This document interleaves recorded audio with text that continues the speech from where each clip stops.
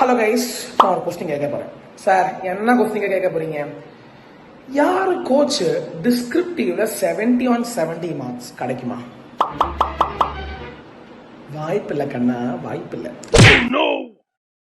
But if it all possible you can score 30/30 in MCQ.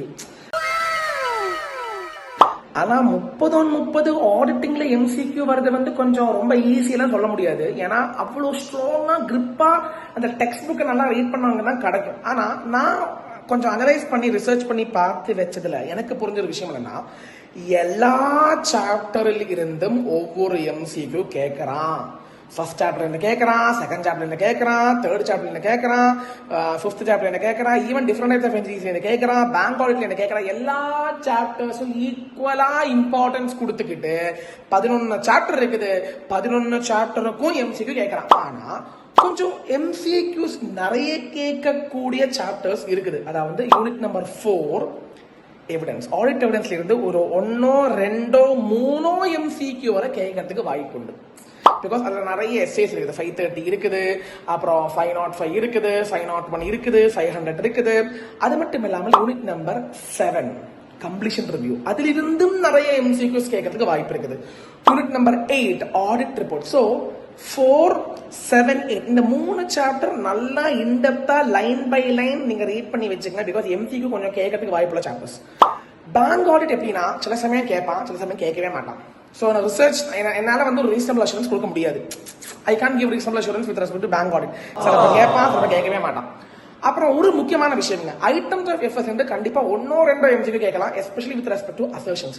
இது என்ன அசர்ஷன்ல வரும்? Whether all the inventories are properly recorded or not, it comes under which assertions? Completeness. Whether the asset is owned by management or not, it comes under which assertion? Rights and obligations. இந்த மாதிரி question கேட்கலாம். So auditing பொறுத்த மட்டும் try to score 25+ in MCQs, equal weightage to all the chapters. எல்லா சாப்டர்ல இருந்து 1 MCQ கேட்டுக்கிட்டு தான் இருக்கிறாங்க. 11 சாப்டர்ஸ் இருக்குது, 15 MCQ 2 மார்க் கேட்டுக்கிட்டு இருக்காங்க. இதுல கொஞ்சம் 4th யூனிட்டும் 5th யூனிட்டும் 7th யூனிட்டும் 8th யூனிட்டும் கொஞ்சம் இம்பார்ட்டண்டா பாத்துக்கிட்டீங்கன்னா அதில் இருந்து கொஞ்சம் MCQs வரதுக்கு உண்டான வாய்ப்பு கொஞ்சம் கூடுதலாக இருக்குது. Mind it, all chapters are equally important. Bank audit சிலப்ப கேட்கலாம், சிலப்ப கேட்கவே மாட்டேங்கிறான். சரிங்களா? சோ கொஞ்சம் கவனமா இருந்துக்குங்க. So keep this in mind.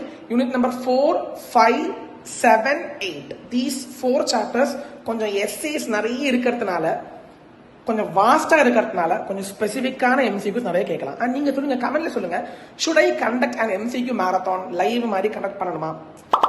நிஜமா சொல்லுமா, டைமே இல்லை, ரொம்ப பிஸியா தான் போயிட்டு இருக்குது. ஏன்னா மார்னிங் 4 hours லோ கிராஷ் மலையாளம், ஈவினிங் 4 hours லோ கிராஷ் ஆடிட், நைட்டு என்னன்னா மறுபடியும் கிராஷ் இருக்குது. Or sometimes Tamil recorded class ஸ்டூடெண்ட்ஸ்க்கு நான் அப்லோட் பண்ணிட்டு இருக்கிறேன். ஸோ இதுவே டைம் எல்லாம் போயிட்டு இருக்குது. ஸோ நீங்க சொல்லுங்க, ஸோ லீவ் கிடைக்கும் போது முடிஞ்சா வச்சிடலாம். நன்றி, வணக்கம். Do support. This is Sesh signing off. படிச்சுக்கிட்டே இருங்க.